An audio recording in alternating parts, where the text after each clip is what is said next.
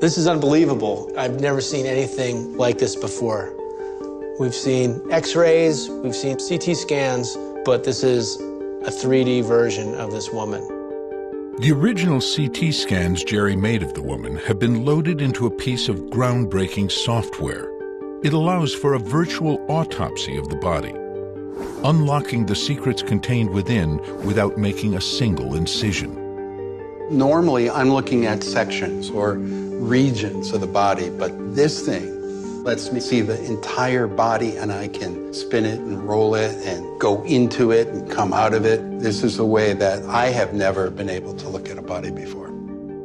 With just a swipe of a screen, it can move between multiple layers of the body, digitally stripping back skin, revealing internal organs, and showing the skeleton beneath. If we had examined her, let's say, in 2000, we would not have had the capability with the CT and the MR, and this wonderful table would not have been there. Yeah, right. We'd have X-rays. We'd just have plain X-rays. Right.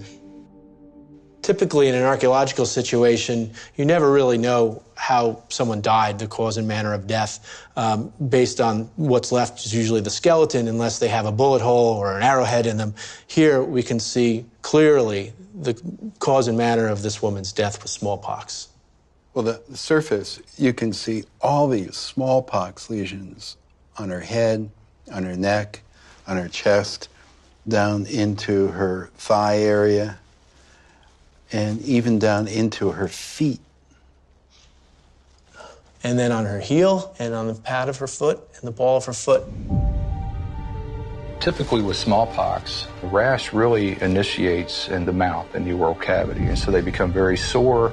You have lesions inside your mouth, and then it becomes a full-blown skin lesions in a centrifugal pattern, and that means predominantly in the limbs, but also on the trunks. And quite often it was documented that they would have exceptional fever, immune response, and then a significant drop in blood pressure, which indicates some type of organ failure. I would have only expected lesions on the surface. But if we look inside her skull, this is her brain.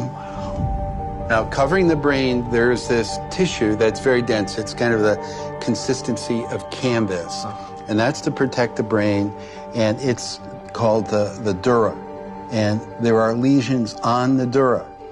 What makes this really unusual is that I don't think anyone has ever imaged an individual with smallpox, looked inside, and here we've got evidence that the lesions are, in fact, inside.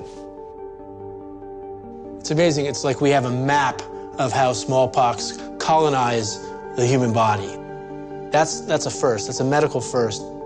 The woman's body was so well preserved, the smallpox that killed her remains clearly visible, something Jerry and Scott wouldn't usually get to see from skeletal remains.